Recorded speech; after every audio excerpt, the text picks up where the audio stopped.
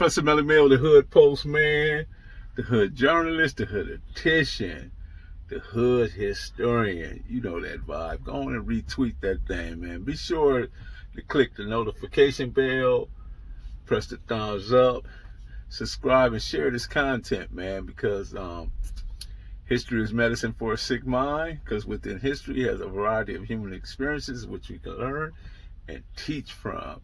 So today, what I'm going to talk about?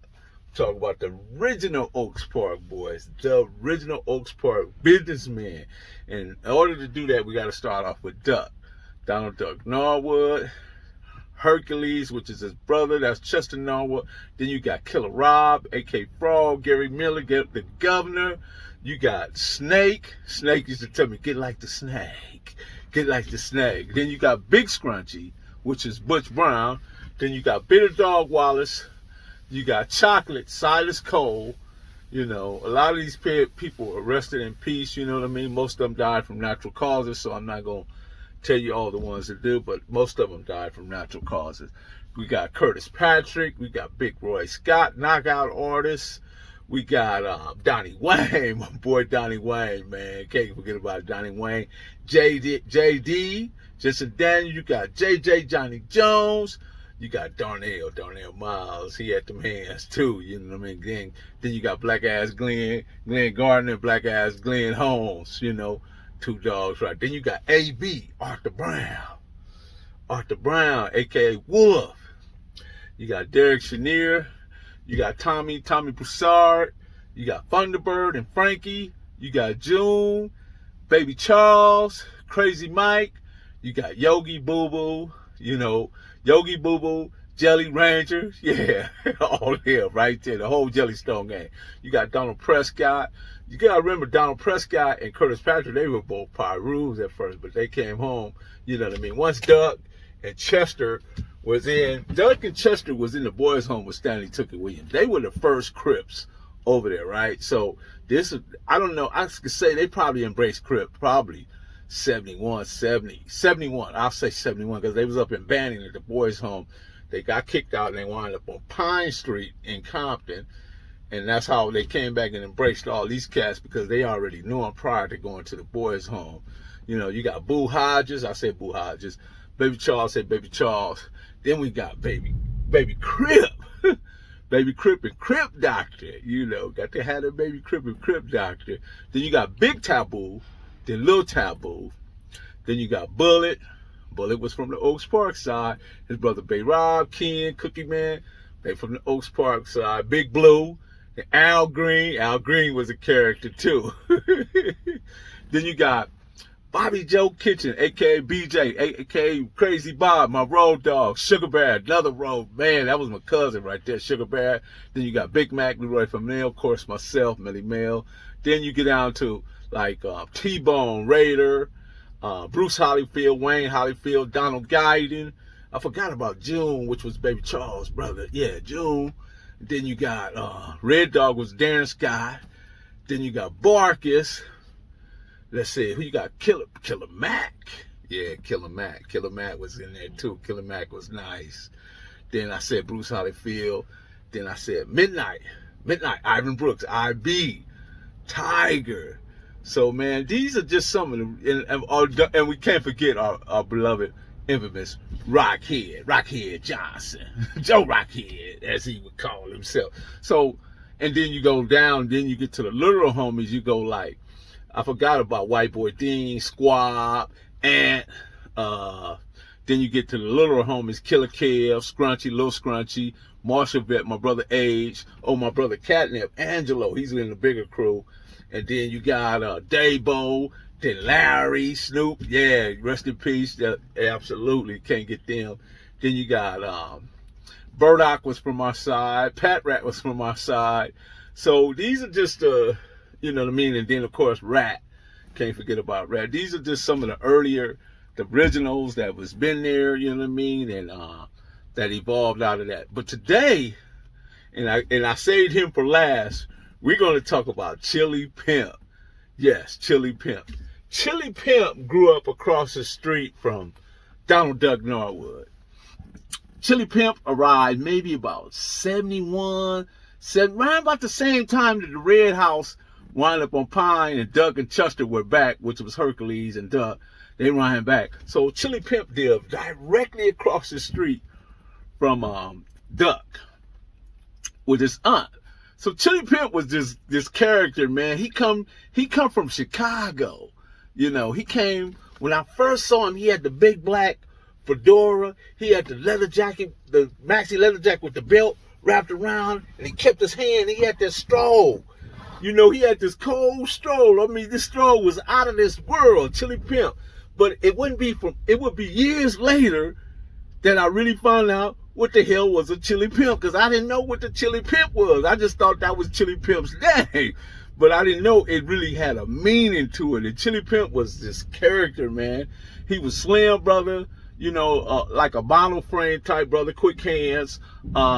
Actually, he came from the Blackstone Rangers out of Southside Chicago. So he came already with some things in his head and ideologies and different things on how to maneuver and how to choreograph and go out and just trying to be, I guess, survey the land and understand what was coming at him and what wasn't coming at him. He just had an eye for that. You know what I mean? And so Chili Pimp, this one particular day, man, he had this thing he used to call a baby cannon.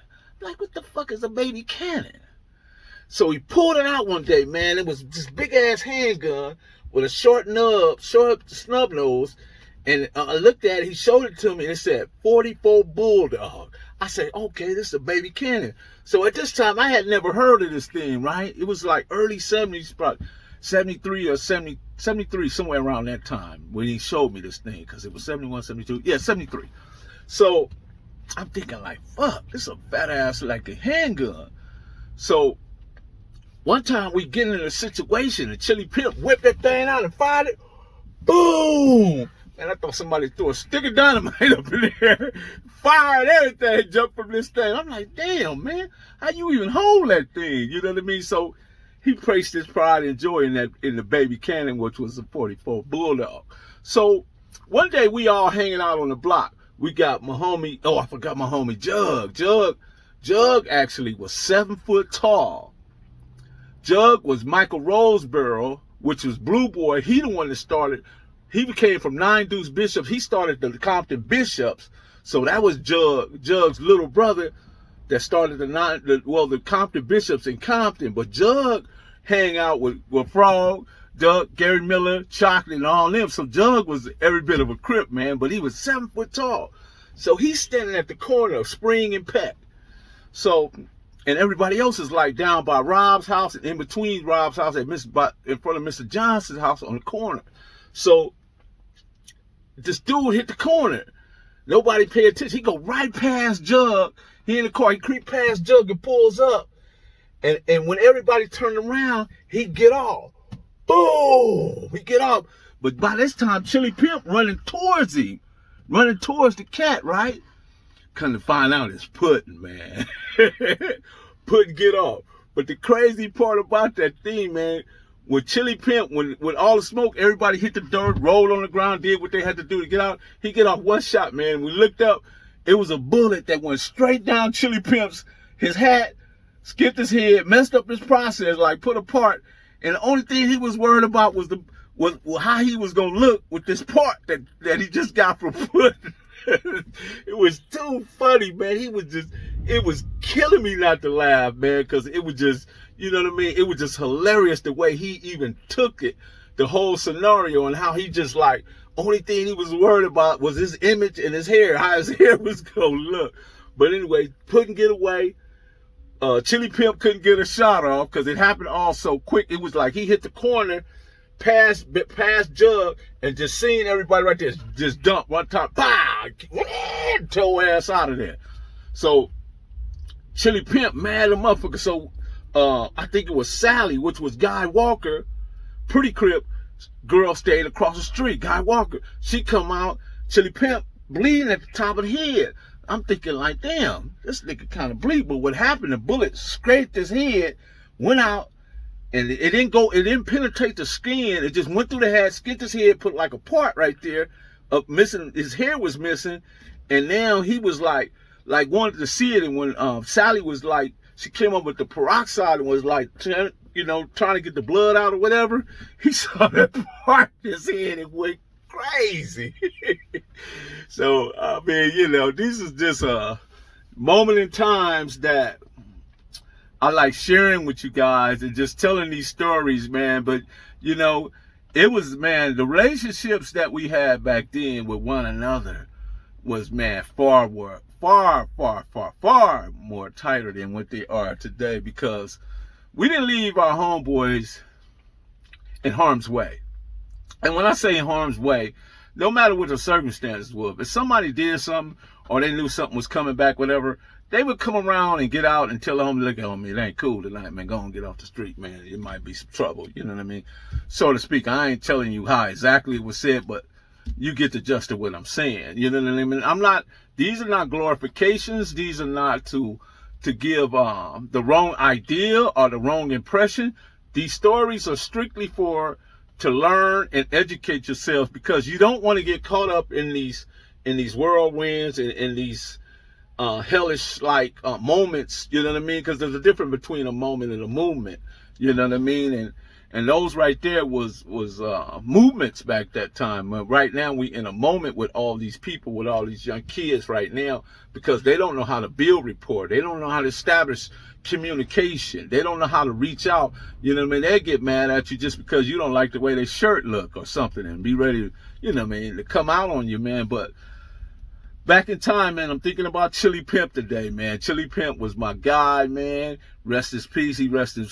God rest his soul. He rest in peace today. I mean, just a great guy. I mean, you know, from that moment on, man, from that time on, man, he was all about Chili Pimp looking for pudding. He never did quite catch pudding, because pudding was not so easily to be found. He was a elusive type character, and I think the loss of Tam really turned him up a few notches, you know what I mean, to where, you know, I never seen Puddin', like, how can I put this? I don't think he really wanted to fight anybody. Let me put it that way. I think he was more of a gunner type dude, you know what I mean? And there was a few dudes like that, because everybody in your neighborhood or outside your neighborhood, other neighborhoods, everybody didn't do the same. There was a core of fighters, there was a core of shooters, there was a core of car thieves, a core of drug dealers, a core of just cool dudes that just caught women, cool dudes that knew where to go, cool dudes that knew how to say it, you know what I mean? Because Chili Pimp told me, sitting there thinking in deep meditation, how these shucking and jiving, lollygagging, dope popping remind me of a girl I once knew. So getting back to why his name was Chili Pimp is a guy that got one hoe. So that's a Chili Pimp. But I didn't know that by him coming from Chicago. I guess that was kind of his persona, you know what I mean? Because he was like, you know, he was juggling his life between being a pimp and a crip. But funny dude, funny to the max, but very dangerous at the same time with that 4-4 bulldog, his stick of dynamite, or his baby cannon, we like to call it. But anyway, this is Professor Melly Mel, the Hood Postman, the Hood Journalist. Be sure to get my likes up. Click the notification bell. You know what I mean? That way you can get this content when it comes out. And shout out to my boy Flex, the West Wolf, coming to you soon. Shout out to my boy Homicide from Rolling 20s. Both of them from 20s, Long Beach 20s. Homicide is out there in Cleveland, and Flex is out there in Texas, man. Y'all be sure to, man, and shout them out, man. And be sure to follow Professor Melly Mel, the Hood Post, man. You know that vibe. And we are out.